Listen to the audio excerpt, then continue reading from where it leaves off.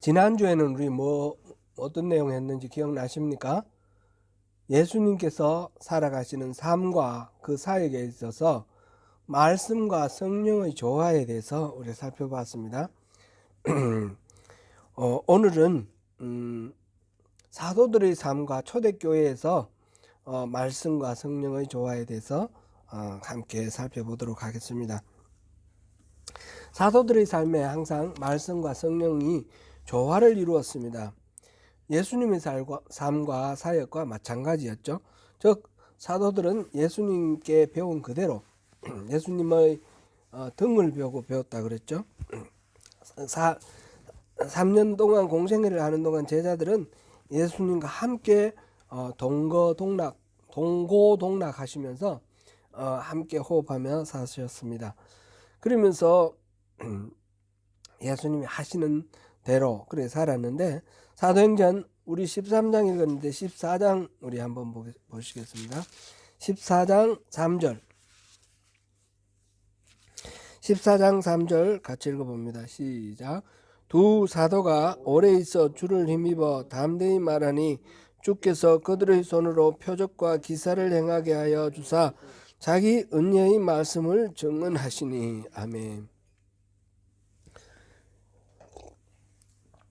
이 내용은 바울과 바나바가 제1차 전도 여행을 나가서 이고니온 지방으로 갔을 때입니다. 열심히 말씀을 전하는데 그때에 유대인 회당에 들어가서 말을 했는데 허다한 무리가 믿더라 그랬고요. 그러면서 주를 힘입어 담대히 말하니 주께서 그들의 손으로 표적과 기사를 행하게 하여 주셨다, 이래 됐습니다. 주님의 말씀을 전하는데 주님께서 기적을 행하도록 해 주셨다라는 겁니다. 이 주님이 하시는 이 역할이 바로 성령의 역할이죠. 그죠? 주님이 지금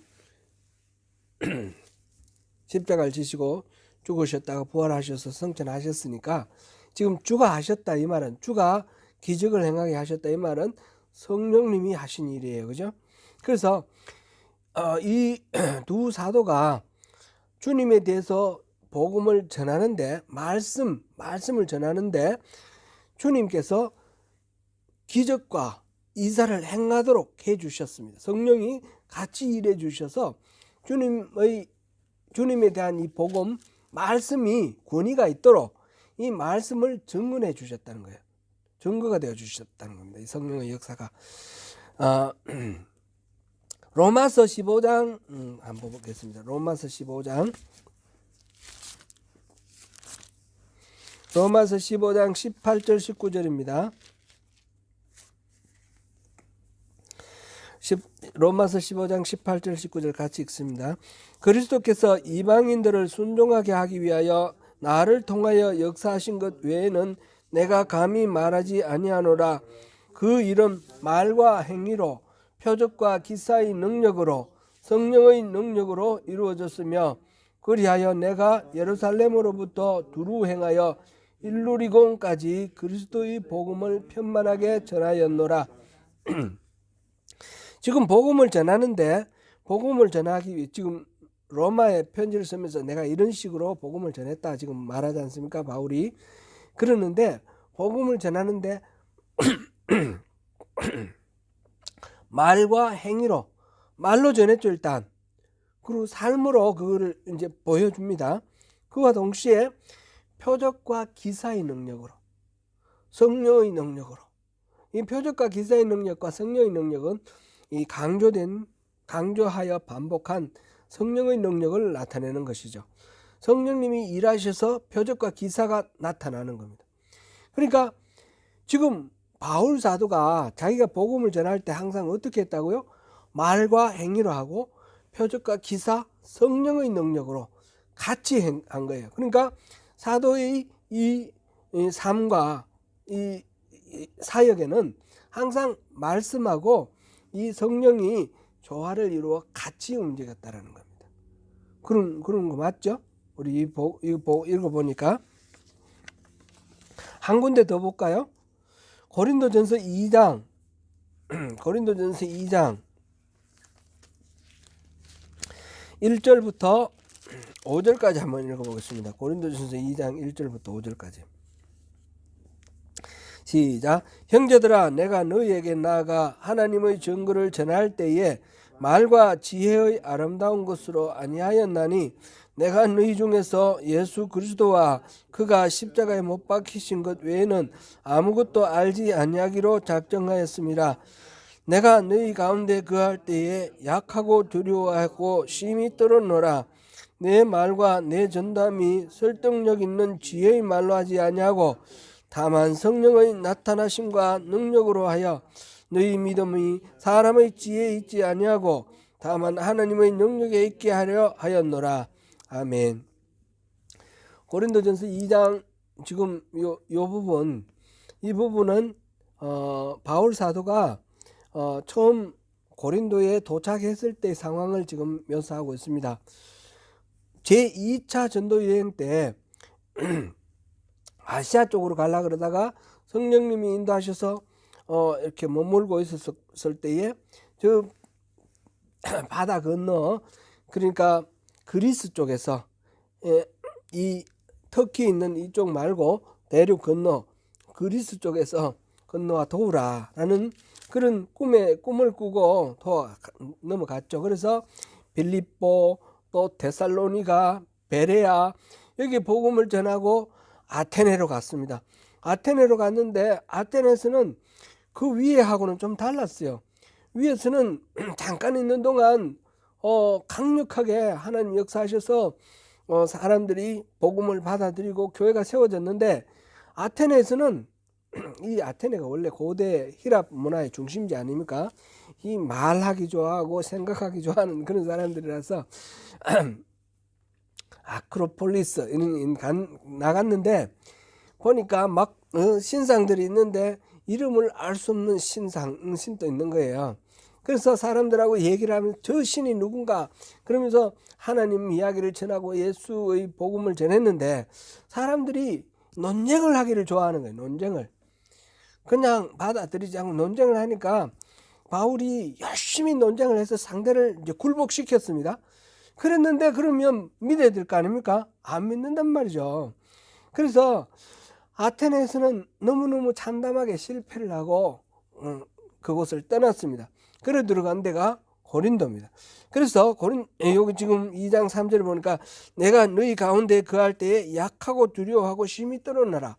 지금 실패감, 좌절감, 두려움 때문에 전전긍긍하던 그때 당시의 모습입니다. 그래서 이 바울 사도는 이제 예수 그리스도의 복음을 전함에 있어서 사람의 지혜, 자기가 그동안 훈련 많이 받았는 이 논리학, 그 다음에 변정학, 그 다음에 이 수사학, 이런 인간의 지혜로 가지고 상대를 설득시키고 그래서 자기 뜻을 따르도록 이렇게 해서는 안 된다는 걸 안 거예요. 그래서 어떻게 했습니까? 말과 지혜의 아름다운 것으로 하지 아니하였다. 그리고 그리스도가 십자가에 못 박혀 죽었다는 사실 외에 다른 것은 아무것도 알지 아니하기로 작정했다. 그래서 4절에 내 말과 내 전담이 설득력 있는 지혜의 말로 하지 아니하고 성령의 나타나심과 그 능력으로 했다. 이렇게 말했습니다. 그러니까 말의 어떤 논리력으로 상대를 설득시켜서 복음을 전하는 게 안 되니까 그 말과 동시에 성령님이 일하셔서 성령의 능력이 상대의 마음을 감정적으로 감화시킬 수도 있을 거고 기적과 이사를 나타냈을 수도 있을 거고, 그거는 여기 구체적으로 안 했지만 성령의 나타나심 그리고 능력, 이런 것으로 복음을 전했다 이런 겁니다. 그러니까 지금 바울 사도가 지금 고린도 교회에 보내는 편지에서 자기가 당시 고린도에 처음 도착했을 때에 그 마음을 전했는데 바로 말씀과 성령이 조화를 이루는 그런 복음, 그런 전도를 했다라는 거죠. 아테네에서의 실패를 바탕으로 해서, 아테네에서는 좀 그게 이제 도시 자체가 이 히람 문화의 중심지니까 말 좋아하고 그러니까 주로 대화를 통해서 설득하려고 논리적으로 이렇게 싸웠던 것 같아요. 그렇게 경쟁하고 했는데 결과적으로 실패함으로 그 태도를 바꾸게 되었다. 그런 내용이죠. 이런 거 한 군데만 더 보겠습니다. 데살로니가전서 1장 5절. 데살로니가전서 1장 5절 한 군데만 더 보겠습니다.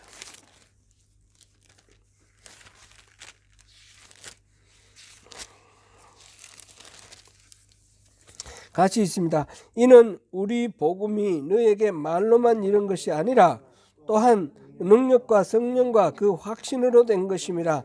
우리가 너희 가운데서 너희를 위하여 어떤 사람이 된 것은 너희가 아는 바와 같으니라. 아멘. 복음을 전할 때 데살로니가 교회에 가서 데살로니가 지역에 가서 복음을 전해서 데살로니가 교회를 만들었는데, 그때 복음을 받아들인 사람들에게 바울이 복음을 전할 때 뭐를 어떻게 전했다고요? 말로만이 아니라 능력과 성령과 큰 확신으로 그렇게 복음을 전했다라는 거예요. 그러니까 이 말씀과 이 메시지의 그 논리 그것만이 아니라 거기에 성령의 능력, 파워가 함께 전달되었다는 거죠.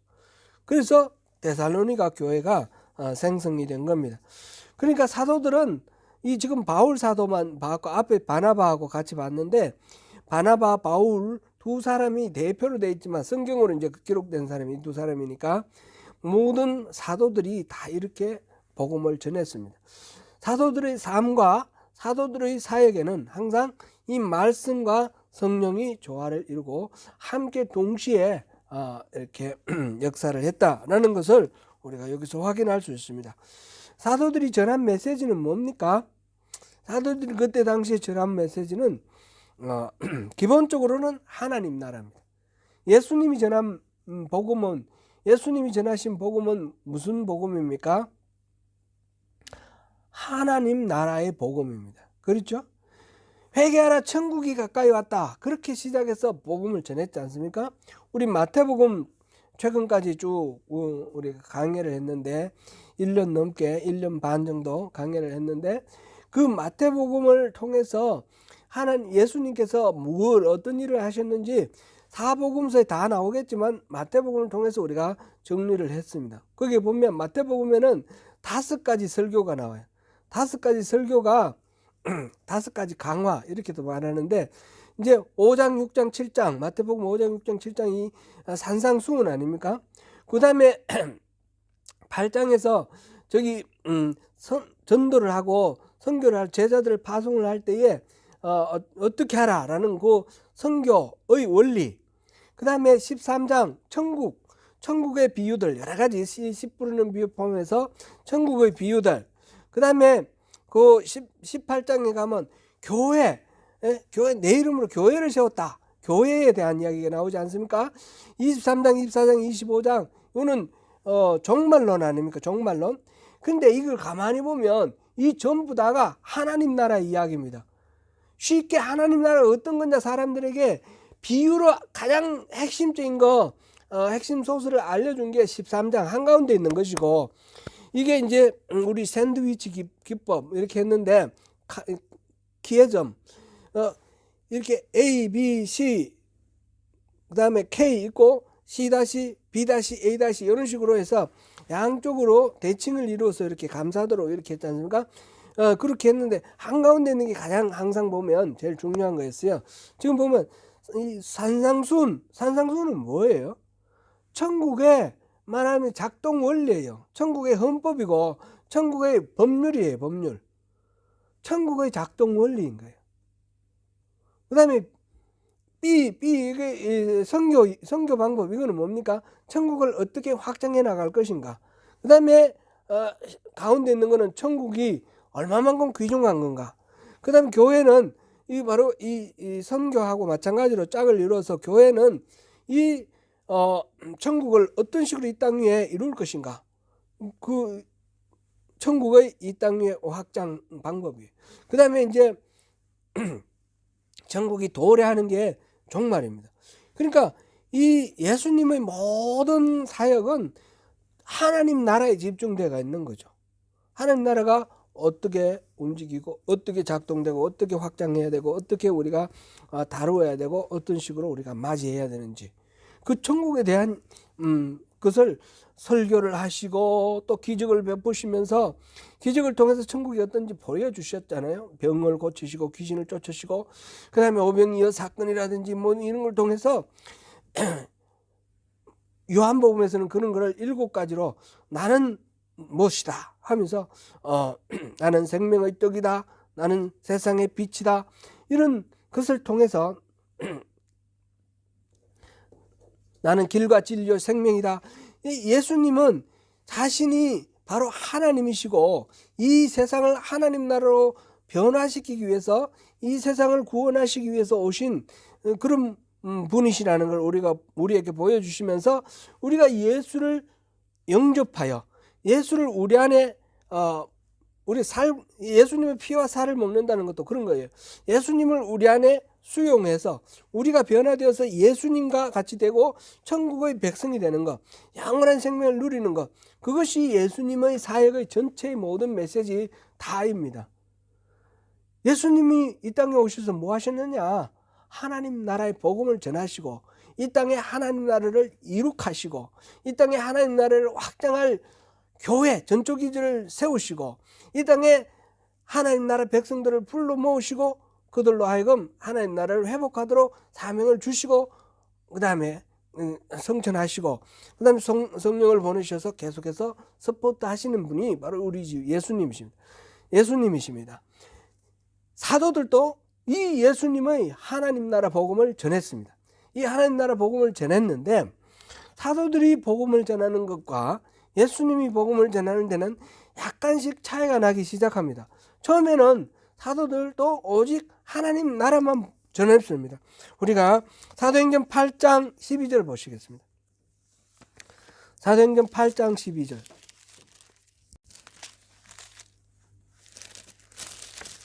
같이 한번 읽어보겠습니다. 빌립이 하나님 나라와 및 예수 그리스도의 이름에 관하여 전도함을 그들이 믿고 남녀가, 지금 빌립 집사 복음을 전했는데 그 빌립 집사가 전하는 메시지의 내용이 2가지로 나와 있습니다. 하나는 하나님 나라, 하나는 그리스도의 이름.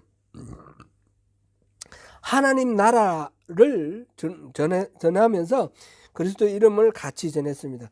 사도행전 19장 8절 보겠습니다. 19장 8절. 사도행전 19장 8절.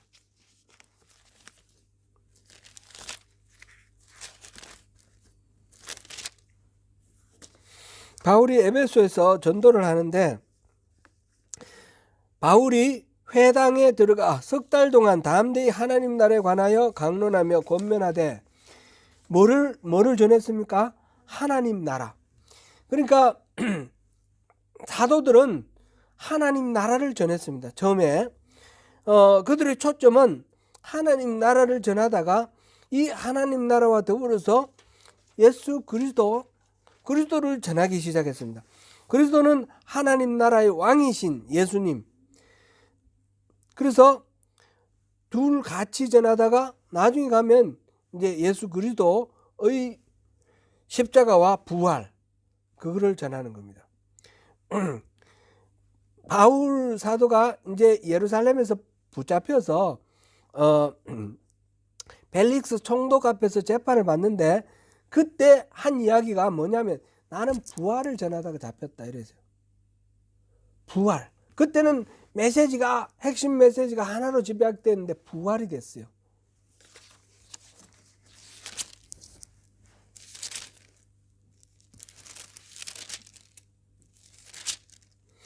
그게 이제 24장에 나오죠. 24장. 사도행전 24장. 쭉 가다가 21절 한 절만 읽어보겠습니다. 사도행전 24장 21절. 이 벨릭스 총독 앞에서 지금 하는 말입니다.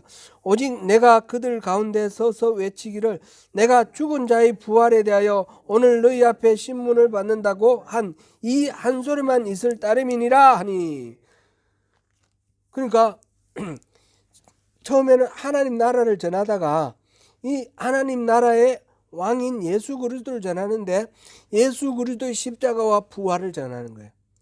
그럼 예수 그리스도의 부활과 십자가 부활은 뭐냐 하면 바로 하나님 나라의 복음인 거예요. 왜냐하면 예수 그리스도 십자가 부활로 우리에게 하나님의 나라가 문이 열리기 때문에. 그러니까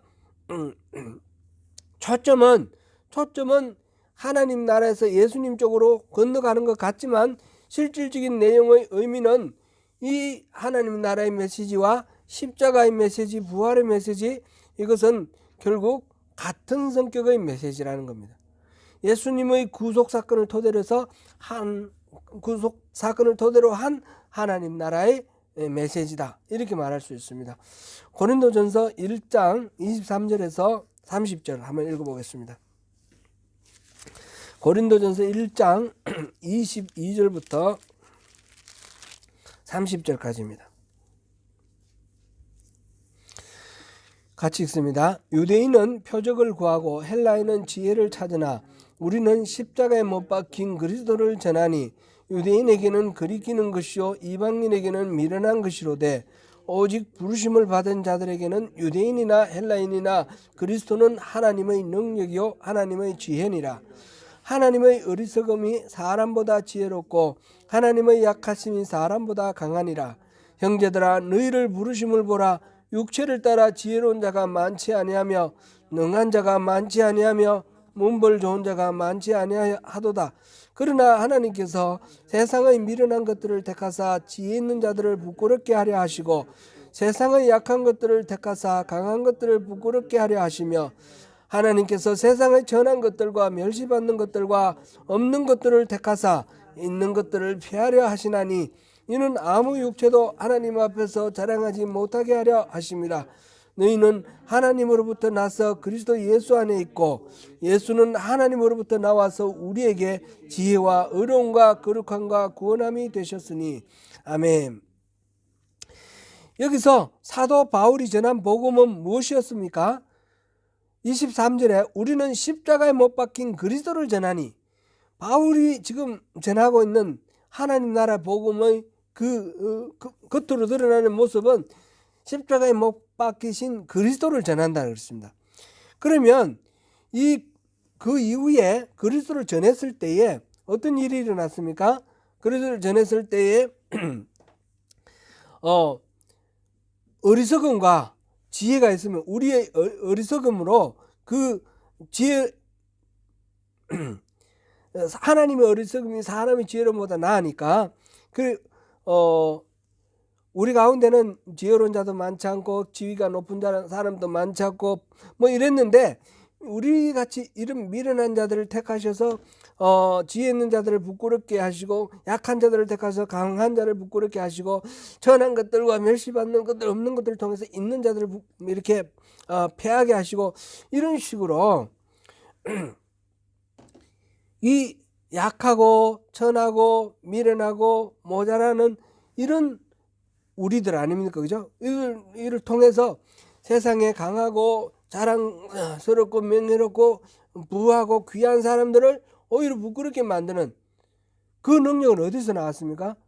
그리스도 안에서 다 나왔습니다. 우리가 그리스도 안에서, 그죠? 그래서 이게 바로 성령님이 우리를 그렇게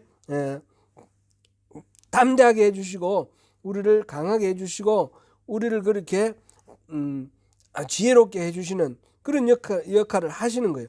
하나님의 지혜, 하나님 능력, 하나님의 의로움을 다 우리 안에 이렇게 공급해 주시는 것이죠.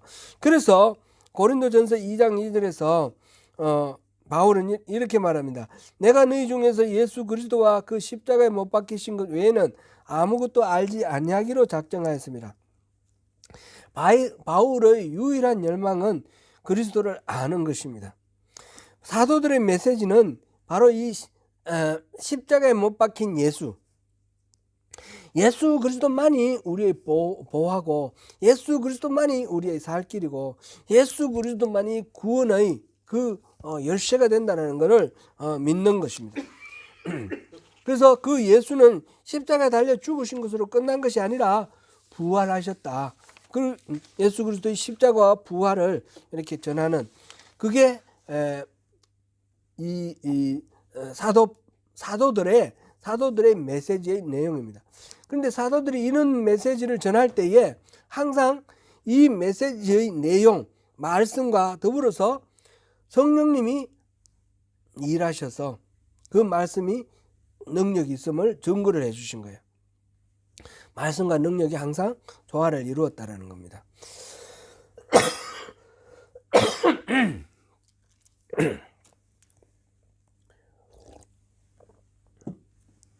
이제 이 사도들이 세운 교회, 초대교회에서는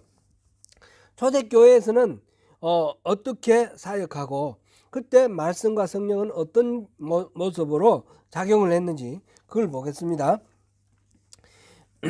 사도행전 13장 1절부터 4절 오늘 우리 본문이었잖아요. 다시 한번 읽어보겠습니다. 안디옥 교회에 선지자들과 교사들이 있으니 곧 바나바와 니게르라 하는 시몬과 구레네 사람 루기오와 분봉왕 헤롯의 젖동생 마나엔과 및 사울이라. 주를 섬겨 금식할 때에 성령이 이르시되 내가 불러 시키는 일을 위하여 바나바와 사울을 따로 세우라 하시니 이에 금식하며 기도하고 두 사람에게 안수하여 보내니라. 두 사람이 성령의 보내심을 받아 실루기아로 내려가서 거기서 배 타고 구브로에 가서 지금 안디옥 교회에서 바나바와 바울을 제1차 전도 여행을 떠나도록 지금 파송하는 그 장면입니다. 안디옥 교회는 그 당시 다른 교회들과 달랐습니다. 다른 교회들 지금 예루살렘에 있는 교회는 물론이고 이방에 있던 교회들도 보면 이 유대인 중심으로 교회가 세워져 갔는데 그리고 이제 사도들과 집사들이 가서 교회를 세웠는데 안디옥 교회는 평신도들이 자발적으로 세웠고 그리고 이방인 중심으로 세워진 교회입니다. 그리고 작은 교회였어요. 바나바가 그곳에 가서 이제 안디옥 교회 성령의 역사가 나타난다는 소식을 듣고 바나바가 가서 보고 같이 그곳에서 사역을 하게 되었고 또 다소로 가 있던 바울을 데려다가 와서 함께 사역하고 있던 그런 상황이었습니다. 그랬는데 이 안디옥 교회는 두 부류의 지도자들이 있었습니다. 1절에 보니까 안디옥 교회에 선지자들과 교사들이 있다 그랬습니다. 그 느낌이 뉘앙스가 약간 차이가 있죠. 선지자와 교사 어떤 차이가 있을까요? 선지자는 성령 사역을 성령의 그 일깨우심에 따라서 예언하는 사람이에요. 교사는 뭐예요? 말씀을 잘 가르치는 사람이에요. 그러니까 성령과 말씀이 지금 이 지도자들 사이에서도 이렇게 같이 균형을 이루면서 세워졌다는 것을 알 수 있습니다. 그리고 그곳에서 누가 바울과 바나바를 따로 세워서 선교를 하도록 보냈습니까? 누가 세웠습니까? 2절에 보니까 성령이 이르시되 내가 불러 시키는 일을 위하여 바나바와 사울을 따로 세우라. 성령님이 따로 세우신 거예요. 그 다음에 이 바나바 바울은 그래서 누가 보냈습니까? 4절 두 사람이 성령의 보내심을 받아 실루기아로 내려갔다 그랬습니다.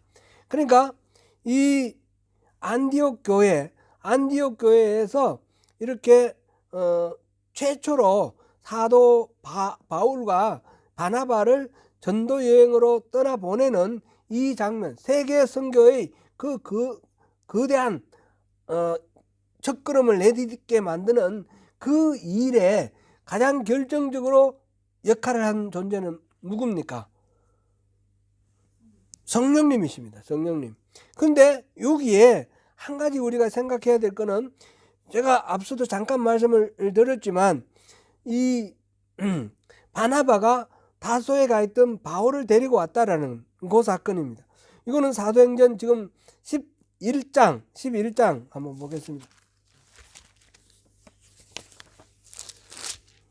11장 25절 26절 한번 보겠습니다. 시작. 바나바가 사울을 찾으러 다소에 가서 만남에 안디옥에 데리고 와서 둘이 교회에 1년간 모여 있어 큰 무리를 가르쳤고 제자들이 안디옥에서 비로소 그리스도인이라 일컬음을 받게 되었더라. 바울은 이게 아주 교육을 많이 받은 사람이에요. 유대인 그 유대교 바리새파의 교육을 많이 받은 가말리엘 문화의 그런 아주 교육 많이 받은 엘리트 출신이에요. 근데 이 사람이 예수를 믿는 사람들은 주로 이제 좀 이렇게 어부라든지 뭐 이렇게 잘 못 배운 사람들이 주로 많죠. 그 사람들이 예수를 믿고 따르는 이 일을 보고 이 사람들이 예수를 하나님이라 부르고 막 그러니까 신성모독이라고 생각을 하고 이 사람 이 잘못된 가르침을 물리쳐야지 하나님 앞에 올바른 신앙을 세운다고 생각하고 예수를 따르는 사람들을 박해하러 가는 거예요. 그러다가 다메섹 가는 길에서 예수님을 만났잖아요. 예수님을 만나가지고 아, 내가 잘못 알았구나. 그래서 예수님으로부터 이방인에게 복음을 전하는 사명을 받고 이렇게 회심을 하게 되었습니다. 근데 회심하고 난 뒤에 이 바울이 이 예수 믿는 사람들을 막 박해하다가 돌아왔으니까 박해를 당하던 사람들의 입장에서 이 바울이 무슨 꿍꿍이로 돌아오는지 무섭지 않습니까? 그럼 모두 다 멀리하는 거예요. 그럼 바울이 다시 그 교회 안으로 들어갈 수가 없는 거예요. 예루살렘에 올라가서 바나바도 만나고 했는데 결국은 거기에 같이 어울려 있지 못하고 자기 고향으로 돌아간 거예요. 다소로 돌아가 가지고 얼마나 있었는지 모르겠습니다. 이 뭐 아라비아 사막에서 3년 있다가 돌아왔다 그런 설도 있고 다 합쳐서 14년인 거예요. 14년. 바울이 막 이 탄압을 할 때부터 시작해서 14년이 흘렀는데 그 다소에 가 있는 바울을 데려다가 바나바가 안디옥으로 데리고 온 거예요. 그럼 그 14년 동안 뭐 했겠어요, 바울이? 자기 예수를 만났잖아요. 자는 원래 지성적인 지적인 엘리트예요. 그러면 그 아라비아 사막에 가서 계속해서 묵상하면서 하나님의 뜻을 알았고 자기 고향에 돌아가서 계속해서 말씀과 이 사건에 대한 이 조화를 연구를 했을 겁니다. 말하자면 구약에 예언되어 있는 예수님에 대한 모든 말씀을 다 연구를 했지 않겠습니까? 그래서 이 바울이 나중에 보면 전도를 하는데 아주 폭발적으로 전도하는 게 이 구약에 대한 지식이 아주 탄탄하고 많고 그거 또 예수님을 직접 만났고 이런 것이 사람들에게 예수를 믿는 사람 유대교인들에게 특별히 그렇게 말씀을 전하는 데 파워가 있었던 것입니다. 지금 이제 그 다소에 있던 바울을 데려다가 지금 안디옥에 와서 1년 동안 훈련을 했는데 뭘 훈련했겠습니까? 말씀을 훈련한 거죠. 말씀. 1년 동안. 그러니까 이 세계 선교의 거보를 딛는 이 현장에 바로 말씀과 성령님이 아주 조화를 이루고 준비되어 있었다는 거죠. 이 준비된 것을 바탕으로 해서 선교가 시작되었습니다. 오늘 우리가 살펴본 것은 이 사도들과 사도들이 세운 초대교회, 이 교회에서 말씀과 성령이 어떤 식으로 조화를 이루고 있었느냐라는 것을 보았습니다. 말씀만 있어서는 아무 소용이 없습니다. 그죠? 말씀만으로. 말씀 없이 성령만 이렇게 나타나도 이거는 잘못하면 이단으로 빠지고 문제가 신비주의로 빠지고 이상해집니다. 말씀과 성령이 잘 균형을 이루고 밸런스를 맞추면서 조화롭게 사역을 하도록 그렇게 해야 되는 것입니다. 오늘날 교회 안에서도 마찬가지로 철저하게 말씀과 성령의 조화가 이루어져야 됩니다. 교회가 철저하게 하나님 말씀으로 무장되어 있어야 될 뿐만 아니라 성령님께 민감해야 됩니다. 성령의 은사가 많이 나타난다고 좋은 게 아니라고 그랬습니다.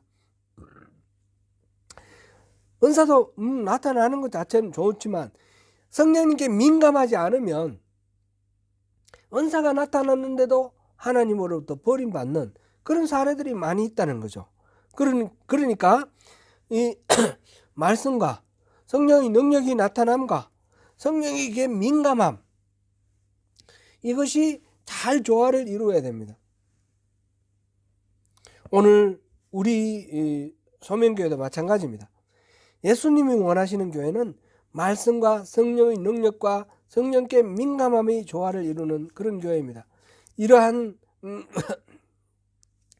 것을 열망하면서 기도하시고 성령 충만함을 받고 은혜와 능력이 풍성한 하나님의 교회를 든든히 세우시는 저와 여러분이 되시기를 축복합니다. 기도하겠습니다.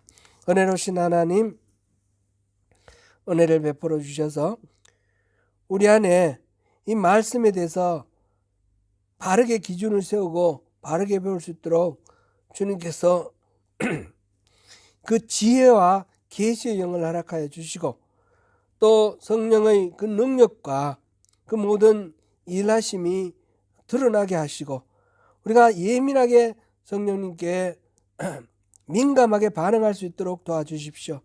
성령님을 무시하고 성령님의 인도하심에 따르지 않고 불순종함으로 인해서 성령님을 근심케 하다가